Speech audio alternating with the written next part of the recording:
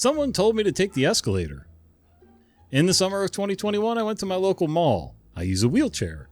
My son wanted to go to a store that was upstairs, and it being COVID time, we both wore masks. My son goes upstairs using the stairs or escalator. I head to the elevator, where I encountered 2 women standing there waiting for the elevator, unmasked. One was quiet and never said a word. The other actually told me to go use the escalator because they didn't want to risk COVID. I politely said no, as I'm in a wheelchair and I can't safely use the escalator. She then ordered me not to use their elevator, to use it when they're finished. I again declined. When the elevator doors opened, I went in. She huffed and stomped her feet. Her friend, I will say, looked mortified. What's up? Nope. Can't hear myself. What's up, guys? Welcome back to Storytime with Uncle Jon. Today we're taking a look at r/entitled people. You know, it's funny, at the beginning of every video, so that, I record my audio on a different program for my video because, it gives me more control and I can clean it up a little bit, and I think I've actually increased the amplification enough that I'm not fighting the music and everything so much, so we'll see how that goes. Fingers crossed. Anyway, at the beginning of every video, to make sure that I can sync the audio and the video, I do a bunch of claps like that. What it does is it makes a spike on the timeline, on the waveform for the audio, and one on the video. Plus I can look visually when, my hands come together, that noise happens. Okay, you get the point. Anyway, so I'm doing that, and the cat's sitting here taking a bath after his evening dinner, and as soon as I start doing that little clap thing, he stops licking his paws and looks up at me under his eyebrows. Like, what the hell? Really? Come say hi. Oh, that's my headphone wire. Okay, oh, claws. Oh, I thought he was going to say hi. Timey. Okay, guess we're going to go look out the window. I'm somewhat forgiven. Back to his bath spot. Anyway, let's get on to story 2 while he washes his rear end. Lovely. Entitled couple plan a photo shoot at my gazebo. I, 50 female, rent a place along a river in Ontario, Canada every year in August for 10 to 14 days. My rental includes exclusive use of a cabin, private deck with a hot tub, and a furnished gazebo. Mine is the only rental with a gazebo. Just east of my place is another smaller cabin with just a dock and a hot tub. I get back from a quick grocery shopping expedition. As I'm unpacking my car, a young woman walks over and climbs on my deck. She has obviously either just showered or just gotten out of the hot tub. She's in a bathrobe. Entitled woman says, "Hi, I just wanted to stop by and tell you that me and my partner will be doing a photo shoot in the gazebo tomorrow morning. Just letting you know as a courtesy, since we'll be moving your boats out for the photo shoot. Don't worry, we'll put them back." Now, the gazebo is attached to the deck, which surrounds my rental cabin. My kayaks are in the gazebo when rain is forecast. It's been raining off and on all day. Now I had the exclusive use of the entire area. No one from the other rentals are supposed to come near my area. This info is part of the owner's orientation for all new arrivals. I'm standing at my cabin door with grocery bags in my hands, dumbfounded that she thinks she can take over the gazebo that is part of my rental. Entitled woman says, "So are you staying here alone, or do you have your husband and kids with you? Do you own the cabin? How much did it cost? How long have you been here?" Like bullet quick questions, no pauses for answers at all. I say, "You're in my private space. Please leave." Entitled woman says, "I'm just being friendly." I say, "No, you're intruding on my space and invading my privacy. Your questions are intrusive and creepy. You will not be doing a photo shoot tomorrow or any time in my gazebo. Please leave now." "Well, no need to get snippy," she says in a snippy tone. "We're doing the shoot tomorrow, so you better not interfere. Given your attitude, I think it's best that you head into town by 8. Don't come back before 2. The balls on some people. Oh my God. I say, "That's not happening. Get off my deck. Get out of my space now." Entitled woman stamps her foot. "You're being unreasonable. You're the only one with a gazebo. You need to share." I say, "No, I don't. Leave now." I went into the cabin, locked the door, and immediately messaged the owner. I've been renting here for years. The owner and I have become friends. They didn't show up for their photo shoot, and the owner had to chase them out of the rental the next morning. They were still in bed an hour past checkout time. So they were going to do a photo shoot and slept in anyway? Assholes. Jeez, people are stupid, man. She actually knew that was part of her rental and that she was encroaching on her. She knew right from the start. You can tell by just how she phrased everything. Oh my God. I swear it should be legal just to throat punch certain people. Someone tried to get me fired for existing. Back in the early 2000s, I was the IT manager for a small company. In May of one year, I hired Robin, the first female in our department. She was a church friend of one of my team and he recommended her. I made sure she met the other team member and gave them time without me present. I not only got his feedback, I made sure she had a good vibe from him before I hired her. Everyone got along and things were running smoothly for several months. The Friday before Thanksgiving, we had a company get-together and everyone's spouses came. That's when Robin met my husband.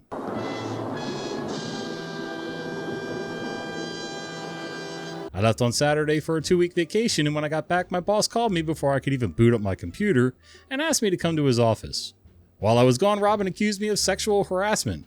HR did their investigation and said they could find no evidence of it, because it never happened, but offered to transfer her to another department, and she declined. Then she said I was an incompetent manager. My style was to assign projects based on people's skills or interests, or let them decide amongst themselves who was going to do what if it wasn't specific. The other 2 people in the department loved the freedom and trust. Robin apparently did not. My boss said she couldn't point out any specific requests she made that I was unresponsive to, nor could she think of any time I singled her out or treated her differently. The fact I wasn't micromanaging her made me a bad manager in her eyes. Wow. My boss told her that might be new for her, but that was how he managed too. And he never heard anyone complain about being trusted too much or being given too much freedom. He suggested she tell me that she needed more oversight. She said she wasn't comfortable having that conversation, so he offered to do it for her. That's when she said she couldn't work with me because I'm gay. My boss asked her if I said or did anything inappropriate, and she said no. In fact, prior to meeting my husband, she thought I was talking about a roommate when I referred to him. Homosexuality was against her religious beliefs, and she never would have taken the job had she known. My presence created a hostile work environment for her, so he had to fire me.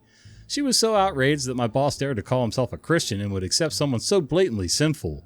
My boss told her to get over it or quit because he wasn't firing me over her religious beliefs. She quit.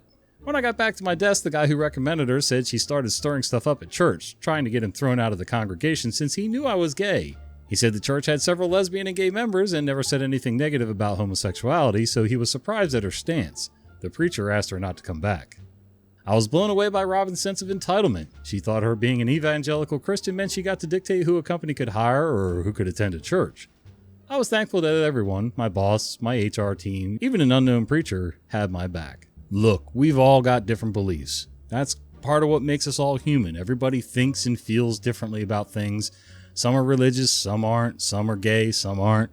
It is what it is. Some of us like cats, some people like dogs better, it's all good. If you feel that strongly about it, then basically all you need to do is be honest with yourself and your boss, not even your coworkers. They don't give a shit how you feel.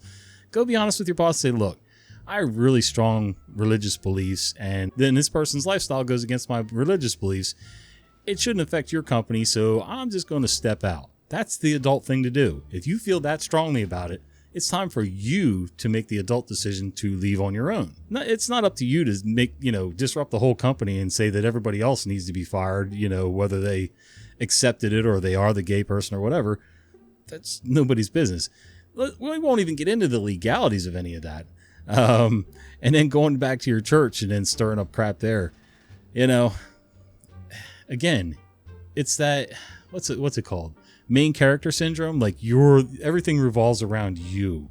And by the way, even if you think homosexuality is against, Christian beliefs, having main character syndrome and trying to run everybody else out of a job or out of their church or anything else, that is also against most Christian beliefs. So, good luck with whatever. Been saying to my parents for years that my sister is very entitled and they've ignored it until now. I'm a 17 female. My sister, 15, has always been selfish, ever since she was a child. She would never share, never do anything for anyone else, but would expect everyone to do everything for her. Obviously, as a small child, that's understandable, but she's never grown out of it. My parents have always dismissed this as just her personality. Okay. My sister has always been rude to me specifically. She demands I do things for her. She demands I make her food. She demands I pay for her things. She demands I do this, that, and the other. But if I ask the same, she shouts at me. I don't remember the last time she's done anything for anyone out of the kindness of her heart. She just shouts. There's been times I've been violently ill and bedridden due to a chronic illness, and I asked her if she could get me a water, and she shouted at me, even though I make her food and drinks multiple times a day because if I don't, she just won't eat. Wow. She's also rude about everything. Anytime someone talks to her, she has a tone or shouts. She's so difficult to have a conversation with. I say nice things and she's just rude to me, and screams, and it's awful. and my parents say nothing, but if I dare talk half as bad as she does, I get told off. I've mentioned countless times the favoritism and how they see her as a perfect little angel and they coddle her and rarely tell her off and has never ever given her discipline, yet they always have to me. And they've acted like I was crazy. She's so manipulative. She always plays the victim and turns my parents against me when she's in the wrong. I told my parents that one day people are going to have enough of her in the real world and I'm going to have to cut contact if her behavior continues. And again, they didn't want to listen. And they just thought that it's because of sisterly love and it's normal sister behavior and not concerning behavior at all. Until this week, I went on a family reunion and my cousins, 23 male and 12 male, humbled her. She was doing her normal toxic behavior. She was talking to them rudely and rolling her eyes at them as she does every day to people, and my 23-year-old cousin wasn't having it. He was like, listen, if you keep acting like this in the real world, you're going to get slapped. And she needs to cut her attitude, and my sister was just rudely like, sure, okay. As if he was stupid. And my 12-year-old cousin added that he always feels like she judges him because she always glares at him. Obviously, my parents couldn't deny this, and it was actually a really big wake-up call. They realized her behavior isn't just to immediate family and isn't normal to outsiders, and she would do the same behavior to people that aren't as close with not just her parents and sister. Now my parents are telling me that I can't get her food and water and she needs to do some things for herself, and they're forcing her to be independent, and they've actually been disciplining her when she's toxic. She is not taking it well. She's been screaming at me even though it's not my fault and I haven't done anything. It's a bit late, but I'm glad they're finally putting their foot down and no longer looking at her as a perfect little angel who can do no wrong. I just hope they actually stick to it. I will say, as a parent of many children, many different age ranges, a lot of times the younger ones tend to, like there is such a thing as the baby of the family being a little more spoiled, allowed to get away with a little more or a lot more things depending on you, and the middle child sort of getting lost in the sauce because they're always quiet and whatever and don't stir up any trouble. I get it. You know, it's all the parents' fault, really. Part of it's her. I think she's got a little bit of a personality disorder, honestly, but I'm not a doctor. I didn't even sleep in a Holiday Inn Express last night. But anyway, if you get that, then you're OG. What happens, I think, is a lot of times, you know, we have our first child. We're very overprotective, and sometimes they're spoiled in the beginning. Then child number 2 comes along, and if that's your only other child, you tend to be a little easier on them. You know what to expect now. Even as they get older, you know how to, you think they're going to be okay left to certain things on their own. You'll give them a little more freedoms because, you look back and you realize maybe you were a little too strict with the other one. And then before you know it, you've gone way too far on the other side of the thing. I don't know what I'm gesturing here, but anyway, you've gone way too far the other direction and you've created a monster. We've done this in our household and it's still an ongoing thing. It's tough to kind of pull that back in. You really don't mean to put the other person above everybody else or let them put themselves above everybody else. Sometimes it just happens, and sometimes you're just tired and you just don't want to deal with it. And as parents, we have to deal with it. There's no excuse. It's just how things are. So then you got to go back and fix your F-ups. Welcome to life. Welcome to parenthood. Karen yelled at me, a homeless guy, for trying to steal a library computer. I've been homeless for a while, but now things are looking up. I managed to find a part-time job, left the city I was in, and moved far north. Things are improving. Good for you, OP. Also, I don't do drugs or drink, so that's probably a blessing. Yeah, it most definitely is. There's nothing wrong with a little recreational whatever you're into here and there, but some people cannot deal with recreational anything, so good for you. Sometimes you're better off just cutting it off. I couldn't let this opportunity go by. I had to get up for a second, and Sophie came in to see me. Us. Say hi, Sophie. Hi. What are you doing? I don't know why, but I think she's afraid that I'm going to force her to get off the bed or something. So anyway, all right, back to the story. I'm still living in the woods, but now in the really deep woods. I haven't seen a single person since I got here. Unfortunately, I still need to keep my belongings charged, access to the internet, etc., so I use the library.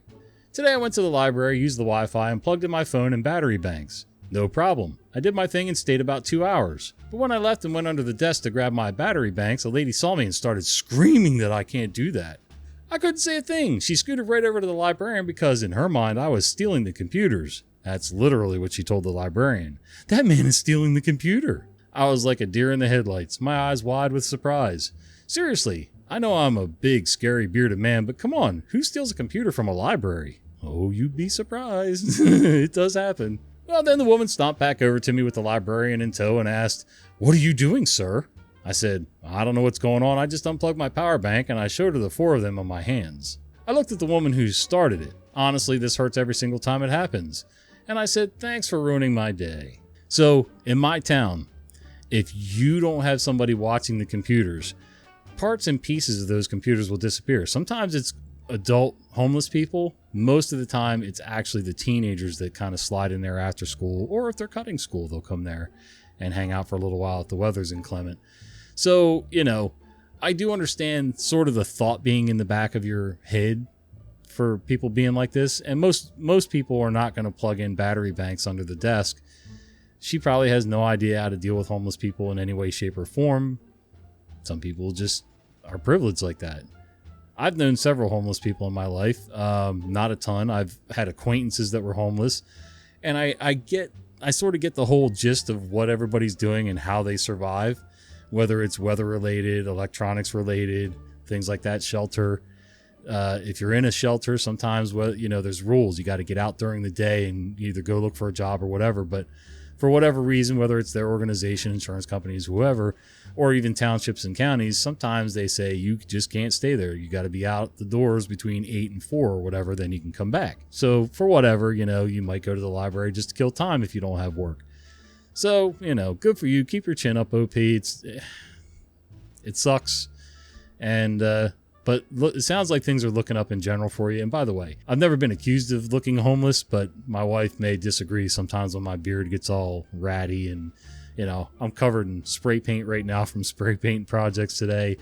And sometimes she makes little comments to me. And you know what? Sometimes I'd be just as comfortable in a shack or a tarp structure in the woods as I would here at the house, except the air conditioning. I do love my air conditioning. I'm spoiled. Fat, old, and spoiled. I don't want to sweat. But the bottom line, after all my nonsensical rambling, is don't let people like that ruin your entire day. Use it for a little bit of levity if you can. Like, the lady's obviously a little nuts and jumped the gun.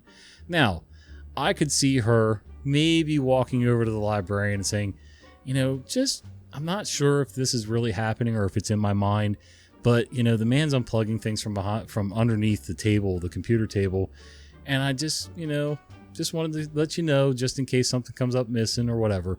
And I've said that before about people, whether they look homeless or whether they're, some retiree who looks like she's getting ready to go outside and get in her brand new Mercedes. Oh, by the way, don't let them fool you either, because the little old lady with the, $1,000 pearl necklace and the Percy look, she's just as apt to steal as anybody else. I've had it happen in my retail shop before. So yeah, don't let it ruin your day, man. Just laugh at it and roll on. I'm sure the librarian was more than used to this kind of stuff from certain people, and just don't let it affect your life, man. Just move on. Sometimes people's perceptions can hurt. I get it. I've been called ugly, fat, whatever. The beard's stupid. And after a while, you just kind of build up a tougher skin and a who gives a rat's ass attitude. I ain't married to you, so I don't care. Friend is suffocating and feels entitled to all my free time. I've tried so many times to be understanding and patient with her, but it's getting to the point that I'm feeling used, and it's like she thinks she's entitled to all my free time. First off, I know I'm overloaded, working 6 days till late most days, trying to find a new job, so interviews 24/7, and a very busy life outside of work too. Big family, lots of hobbies, responsibilities, etc. But this one friend just doesn't get it. She will literally try to cram multiple meetups, and when we toss around dates, can you do the 10th or the 12th? She'll use that as an opportunity to plan for both days. Oh, she didn't see the or in there. I know we decided on the 10th, but I got tickets for the 12th too. What do you mean you're not free anymore? You just suggested the 12th earlier. Usually for days like the 12th, I'm either trying to plan mental health or rest days, errands, or I have another event to try to squeeze in. Sometimes I flat out say no and pray she doesn't ask why not. Other times I feel bad and give an explanation, but she gets sulky or literally tries to slither around my other plans to make it work. She does this every meetup, and I'm constantly having to be the bad guy that has to let her down, and it's tiring and a terrible feeling. And it's extra time, work, money, mental stress, etc. I know she does it to escape all the crap in her life, crappy family, boyfriend, job, etc. She hates all of it.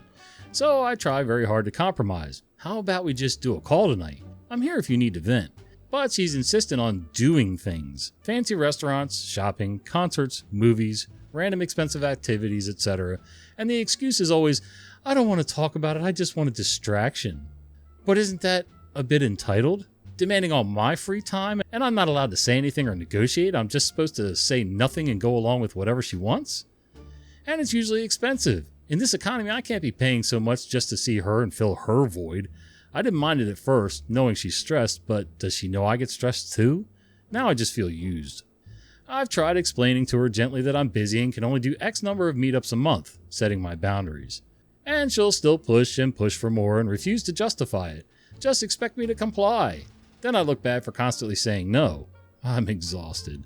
Edit. It's crazy how this post was so validating compared to my deleted post. Same story, but I was more angry. Angriness will make you say some weird and not good stuff.